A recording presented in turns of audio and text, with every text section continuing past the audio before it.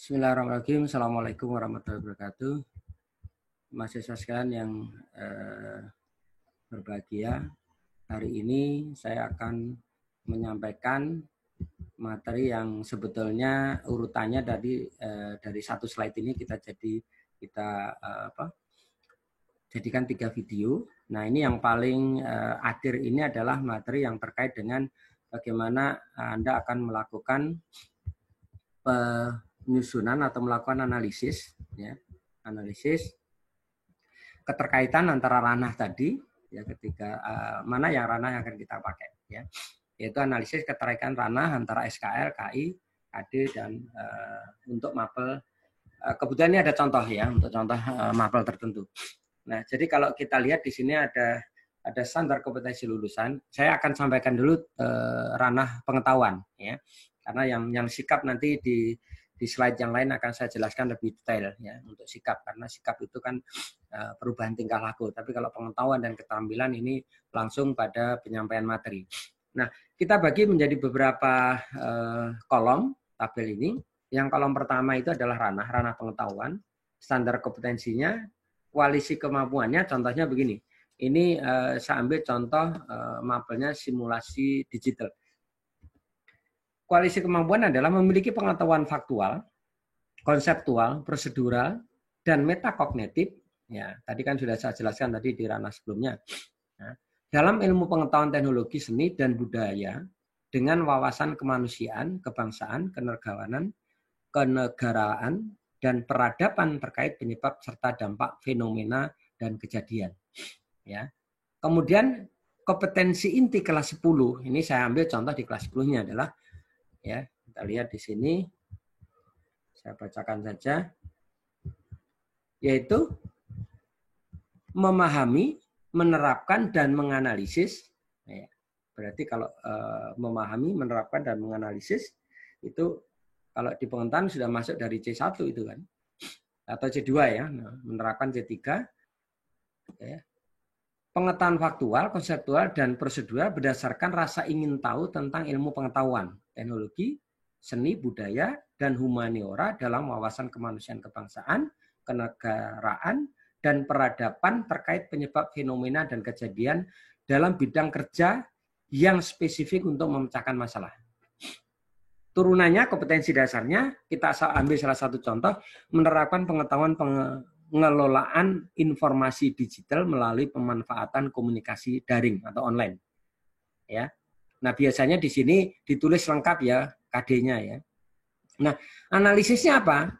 Analisisnya kita tulis, analisis dan rekomendasinya adalah KD 32 yang ada di sini, di sebelahnya, kolom ini, ya, kolom sebelah ini, menerapkan C3.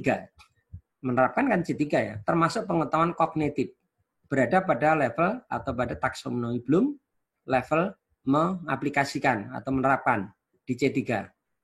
Nah, karena ini KD 31-nya nggak kita tulis, ya, sebetulnya ada KD 1 dan sampai dengan KD 7 belum mencapai tingkat analisis C4 sesuai dengan tuntutan KI 3. Jadi sebetulnya KD 3 sampai KD 7, KD 3 sampai KD 7 itu sebetulnya dilihat dari kalimatnya itu adalah belum mencapai tingkat analisis C4 sesuai dengan tuntutan KI 3. Padahal di KI 3 ini ada sampai tuntutan melakukan analisis. Kan ada tadi yang kalimat analisis, ya. Jadi sebetulnya mestinya sudah sampai kepada analisis, ya. Tapi ini belum sampai. Artinya analisis kita bahwa KD 3 termasuk ini yang KD 2 di atas ini masih pada penerapan. Jadi masih C1, C2, C3. Jadi belum sampai kepada C4. Ya, kalau tadi dikategorikan ke dalam lot dan hot, berarti masih lot. Nah, rekomendasinya satu. Kemampuan analisis C4 akan ditingkatkan pada KD 34. Ya, kita lihat nanti KD-nya. Maka nanti Anda kalau mau turunkan ini, lihat seluruhan KD yang ada, ya. KD yang ada kita lihat. KD 4 indikator RPP, ya, indikator yang ada di RPP, pengelolaan informasi digital merupakan bentuk pengetahuan. Nah, itu bisa hot, ya. Pengelolaan informasi digital merupakan bentuk pengetahuan, masuk ke dalam kategori hot. Jadi nanti rekomendasi itu sebetulnya adalah Kalau di dalam konteks menyesuaikan dari proses kognitifnya tadi dari C1 sampai C3, maka KD1 sampai KD7 itu belum mencapai tingkat pada C4. Padahal tuntutan KI-nya itu harusnya sudah pada C4 atau analisis gitu.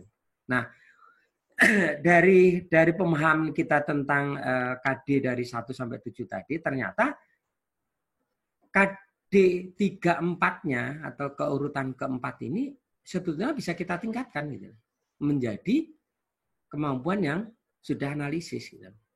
Jadi inilah yang disebut dengan nama analisis keterkaitan ranah ya, antara SKL, antara KI, KD ya, dengan indikatornya.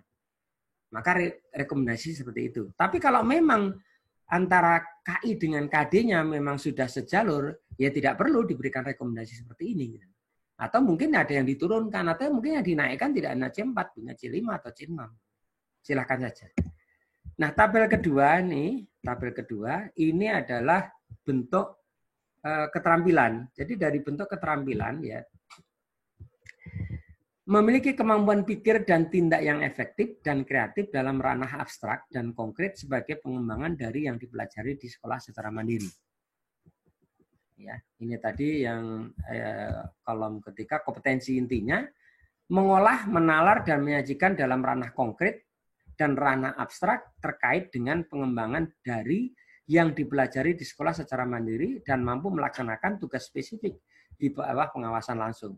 Menyajikan hasil penerapan pengelolaan informasi digital melalui komunikasi daring.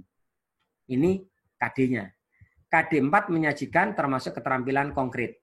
Nah, ini kalau di ranah keterampilan dia sudah cocok ya, menyajikan itu masuk ke dalam keterampilan konkret. Kemudian KD42 juga menyajikan setara dengan gradasi membiasakan gerakan menurut Simpson atau manipulasi menurut Dave.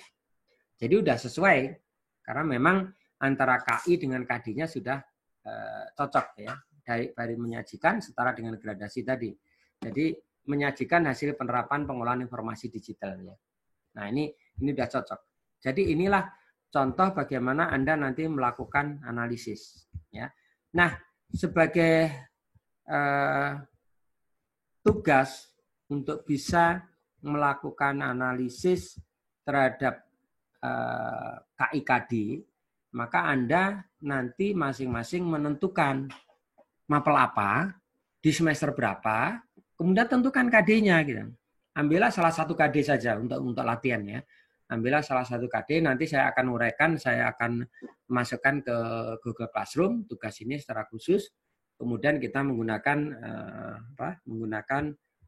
tabel ini, apakah memang bisa dinaikkan, ya direkomendasikan, atau memang sudah cocok. Maka Anda akan melakukan analisis. Nah, setelah analisis ini, barulah nanti kita akan menyusun kisi-kisi. Ya, kisi-kisi. Nah, untuk itu cukup di sini apa yang bisa saya sampaikan. Dari satu paparan sudah saya bagi menjadi 3 rekaman ini. Mudah-mudahan ini bermanfaat bagi Anda sekalian. Silakan mencari sumber-sumber lain yang tepat, ya, yang sesuai untuk mempertajam, menambah kemampuan pengetahuan Anda tentang taksonomi dan analisis KIKD. Terima kasih. Saya tutup dengan wabillahi taufik walhidayah. Wassalamualaikum warahmatullahi wabarakatuh.